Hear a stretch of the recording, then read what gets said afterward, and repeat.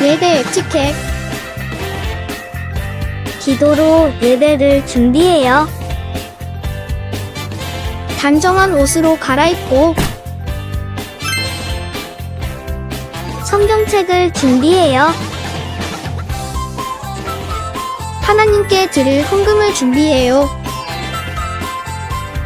바른 자세로 앉아요. 예배에 방해가 될 물건들을 치워 놓아요. 예배 중엔 옆 사람과 대화하지 않아요. 소리 높여 찬양하고 예배를 정성 다해 드려요. 오늘도 예배드릴 준비됐나요?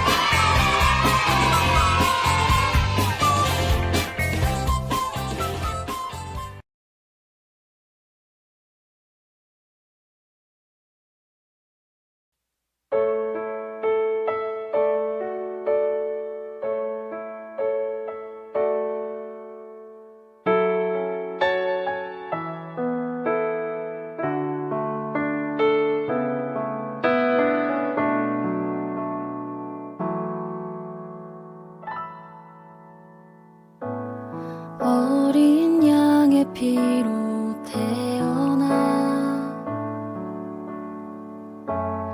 예수의 심장으로 숨쉬며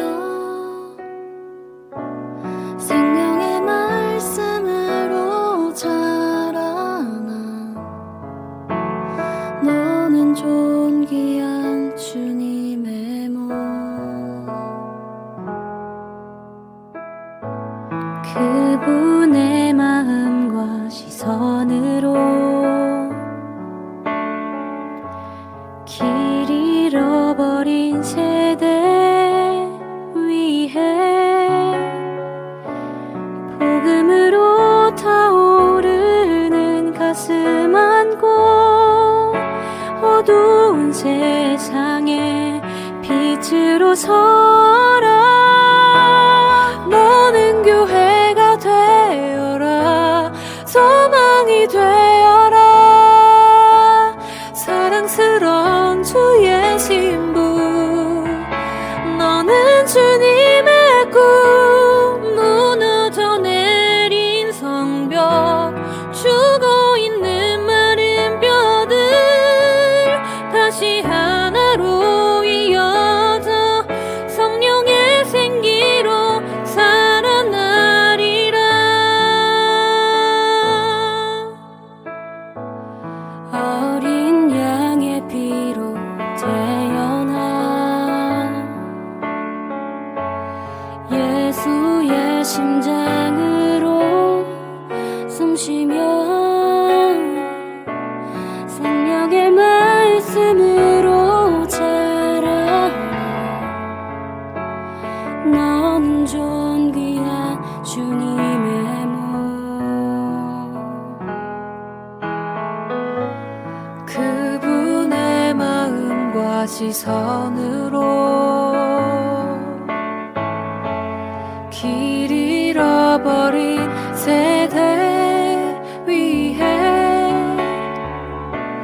복음으로 타오르는 가슴 안고 어두운 세상에 빛으로 서라 너는 교회가 되어라 소망이 되어라 사랑스러운 주의 신부 너는 주님의 꿈 무너져 내린 성벽 죽어 있는 마른 뼈들 다시 하나로 이어져 성령의 생기로 살아나리라 교회여 주의 손과 발 되어 내가 섬기며 나누는 것 하나님 나라 이루어지리라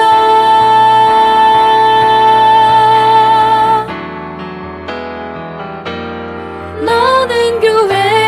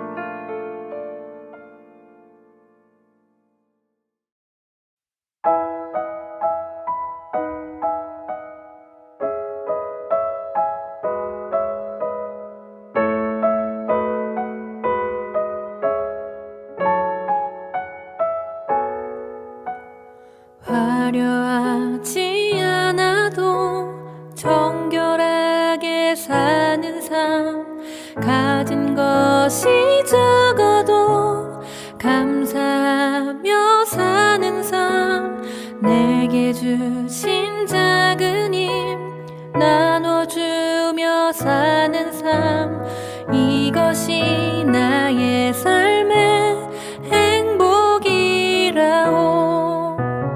화려하지 않아도 정결하게 사는 삶 가진 것이 적어도 감사하며 사는 삶 내게 주신 작은 힘 나눠주며 사는 삶 이것이 나의 삶의 행복이라오. 이것이 행복이라오. 세상은 알 수 없는 하나님 선물 이것이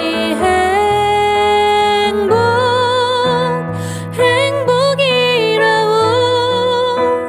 하나님의 자녀로 살아가는 것 이것이 행복이라오.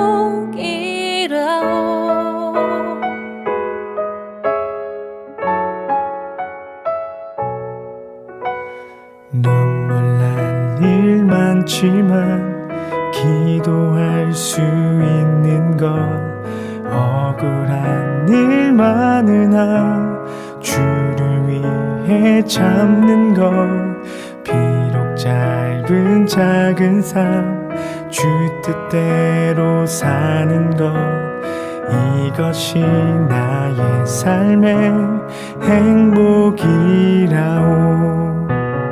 눈물 날 일 많지만 기도할 수 있는 것 억울한 일 많으나 주를 위해 참는 것 비록 짧은 작은 삶 주 뜻대로 사는 것 이것이 나의 삶의 행복이라오. 이것이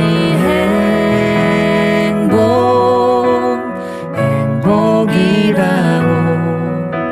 세상은 알 수 없는 하나님 선물 이것이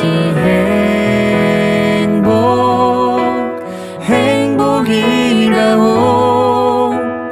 하나님의 자녀로 살아가는 것 이것이 행복이라오.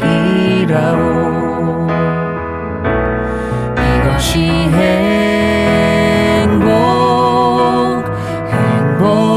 행복이라오. 세상은 알 수 없는 하나님 선물 이것이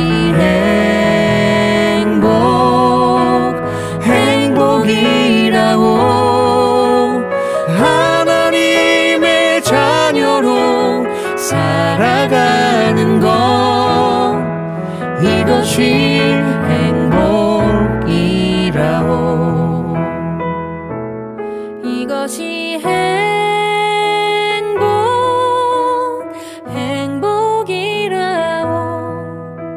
세상은 알 수 없는 하나님 선물 이것이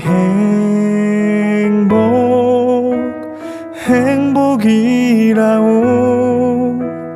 하나님의 자녀로 살아가는 것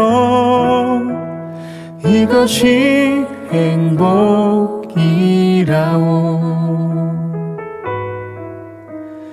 이것이 행복이라오.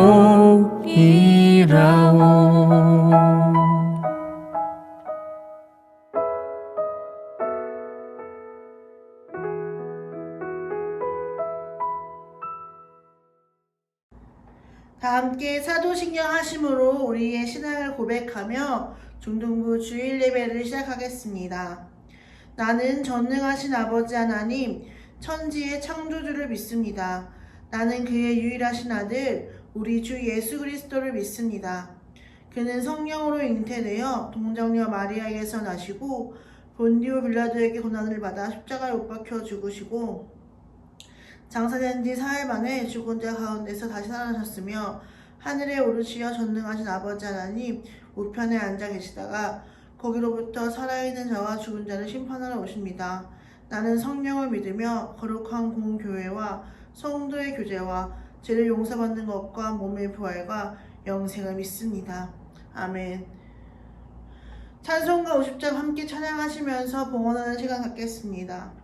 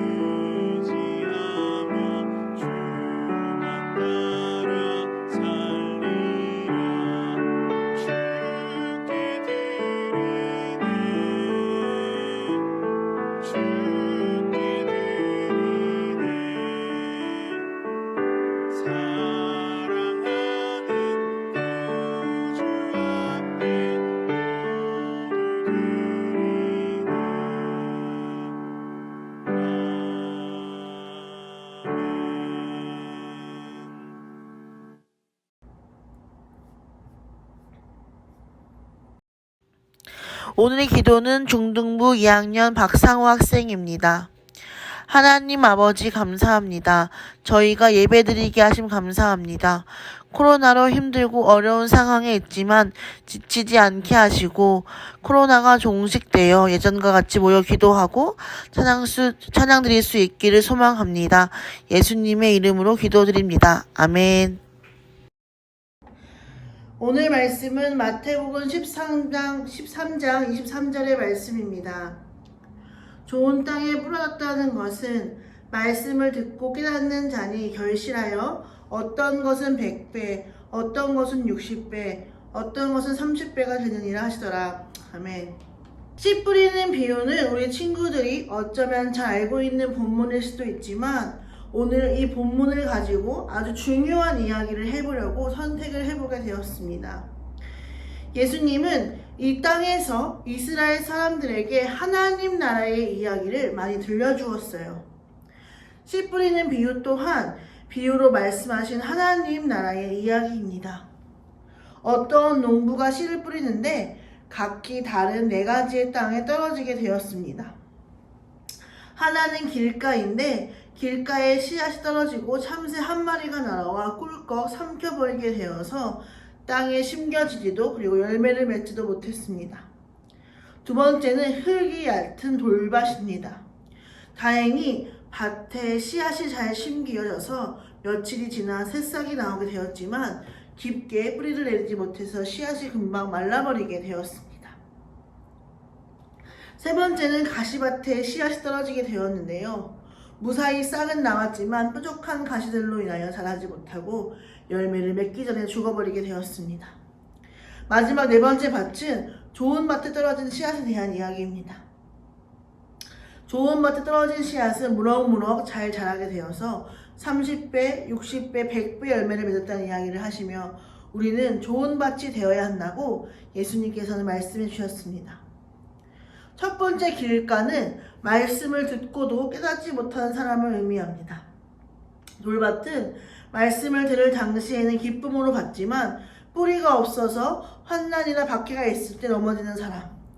가시밭은 말씀을 듣지만 세상의 염려와 재물의 유혹으로 인해 말씀이 열매 맺지 못하는 사람. 좋은 땅에 뿌려지게 되었다는 것은 말씀을 듣고 깨닫는 자라고 예수님께서 분명하게 말씀을 해주셨습니다. 그런데 우리가 여기서 생각을 해봐야 하는 부분이 있습니다. 예수님이 도대체 이 말씀을 왜 이스라엘 사람들에게 하셨는가에 대한 부분입니다. 우리가 잘 알고 있는 것처럼 땅에 뿌려진 씨앗이 의미하는 것은 바로 하나님의 말씀이고 밭은 사람들의 마음입니다.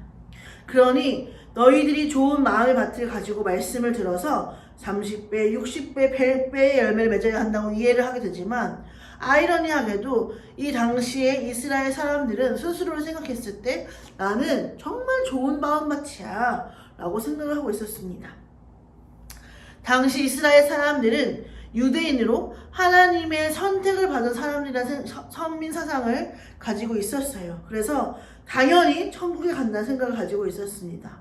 게다가 그들은 하나님의 율법의 말씀에 대해서 누구보다도 잘 알고 있었을 뿐만 아니라 율법에 따라 매일 3번씩 기도를 하는 습관을 가지고 있었습니다. 가난한 사람을 돕는 일에도 앞장을 섰고 예배당에 모여 예배도 열심히 드렸습니다. 그런 사람에게 너희는 옥토와 같은 밭이 아니다. 너희들의 마음은 길가와 돌밭과 가시밭과 같은 마음이다 라고 예수님이 말씀하고 있는 것입니다. 갈라디아서 2장 16절에 이런 말씀이 있습니다. 율법의 행위로는 이롭다 함을 얻은 육체가 없느니라. 우리가 아무리 매주 교회에 나가고 매일 기도를 하는 습관을 가지고 있고 또 이웃사랑을 실천하기에 힘을 쓴다고 할지라도 결국 의롭다 함을 얻지 못하는 것, 좋은 밭이 되지 못하는 이유는 십자가에 달리신 예수 그리스도를 정확하게 바라보는 믿음이 없었기 때문입니다. 이것이 무엇을 의미합니까? 아무리 좋은 믿음의 행위를 가지고 있다고 할지라도 중심에 예수 그리스도가 계시지 않으면 내 마음의 성전에 그리스도가 부재 중이라면 결국 길가, 돌밭, 가시밭과 같은 우리의 마음이라는 것입니다. 이스라엘 사람들은 예수님을 생각할 때 자신을 구원하러 온 구원자로 생각하지 않았습니다. 나를 부요하게 해줄 사람, 어쩌면 좋은 말씀을 해주는 선생님, 율법에 대해서 설명을 해주고 하나님 나라에 대한 이야기를 해주는 좋은 선지자로 생각을 했을지는 몰라도 나의 죄를 위하여 십자가 지시고 그 사랑을 확증하신 그 구원자로는 절대 생각을 하지 못했고 받아들이지 못했습니다. 그러니 아무리 행위가 좋다고 할지라도 그 마음밭은 절대 좋은 밭이 될 수 없다는 것입니다. 좋은 밭이 아니니 당연히 열매를 맺지 못하게 되는 것이지요. 그렇다면 우리가 좋은 밭이 되려면 어떻게 해야 할까요? 우리의 모든 죄와 연약함을 가지고 십자가를 지신 예수님을 바라보는 믿음의 사람이 되어야 합니다. 그리고 말씀을 들을 때마다 하나님, 저에게 이 말씀을 깨닫게 해주세요. 그리고 이 말씀대로 살게 해주세요 라고 기도를 해야 합니다. 전사님이 처음 하나님을 만났을 때 성경을 막 공부를 하다 보니까 지식이 많아진 거예요. 그래서 그 뒤로 성경 공부를 할 때마다 다 아는 내용이 나오니까 흥미있게 생각하지 않고 좀 다 아는 내용인데 좀 지겹네? 좀 새로운 내용 배우고 싶네? 이런 생각이 들더라고요.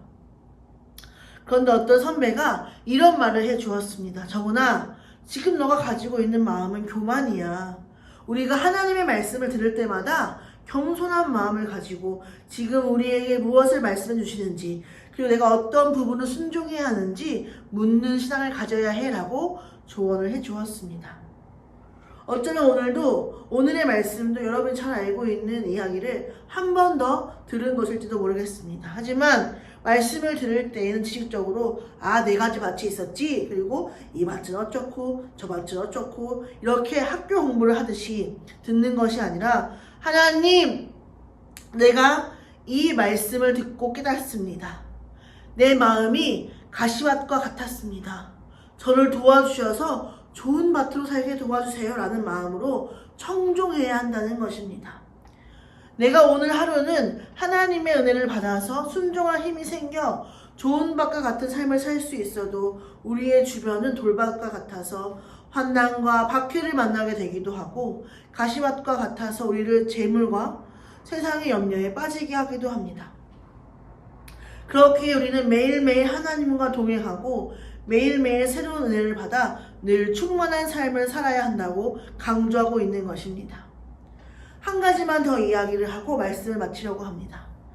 예수님이 비유로 하나님의 나라에 대해서 이야기를 하신 것은 사람의 힘으로 이해하지 못하기 때문이라고 생각을 합니다.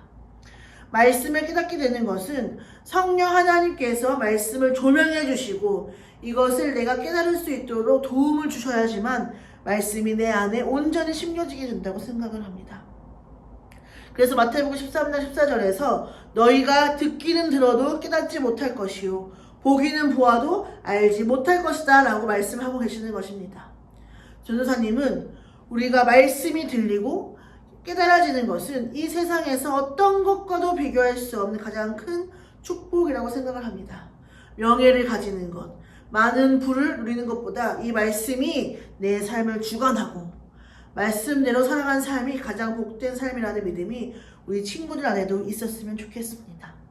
그리고 성령 하나님이 우리 친구들의 마음속에 찾아가 주셔서 늘 충만함으로 말씀이 심겨지고 열매 맺는 삶이 되기를 축복합니다. 여러분들이 지금까지는 길가와 같고 돌밭과 같고 가시밭과 같아도 괜찮습니다. 내 스스로를 진단해 보았을 때 좋은 밭이 아니었다면 오늘 이 시간 하나님께 도와달라고 우리를 좋은 밭으로 하나님 기용하여 달라고 함께 기도했으면 좋겠습니다. 그리고 전사님과 함께 좋은 밭이 되어서 하나님의 말씀의 축복을 듬뿍 누리는 우리 종동부가 되기를 축복합니다. 기도하시겠습니다. 하나님, 저희의 마음밭을 기경하여 주셔서 더 이상 저희가 길가와 같이 돌밭과 같이 가시밭과 같이 살게 하지 아니하시고 말씀을 듣고 깨달아 그 열매를 맺는 삶을 살 수 있도록 아버지께서 인도하여 주시옵소서. 우리가 바라봐야 할 분은 십자가에 달리신 예수님밖에 없다는 사실 우리가 믿음으로 믿으며 그 말씀의 길로 나아갈 수 있도록 주여 인도하여 주시옵소서. 감사드리며 이 모든 말씀 예수님의 이름으로 기도드렸습니다. 아멘. 주기도문 하시겠습니다. 하늘에 계신 우리 아버지, 아버지의 이름을 거룩하게 하시며 아버지의 나라가 오게 하시며 아버지의 뜻이 하늘에서와 같이 땅에서도 이루어지게 하소서. 오늘 우리에게 일용할 양식을 주시고 우리가 우리에게 잘못한 사람을 용서하는 것 같이 우리 죄를 용서해 주시고 우리를 시험에 빠지지 않게 하시고 악에서 구하소서. 나라와 권능과 영광이 영원히 아버지의 것입니다. 아멘.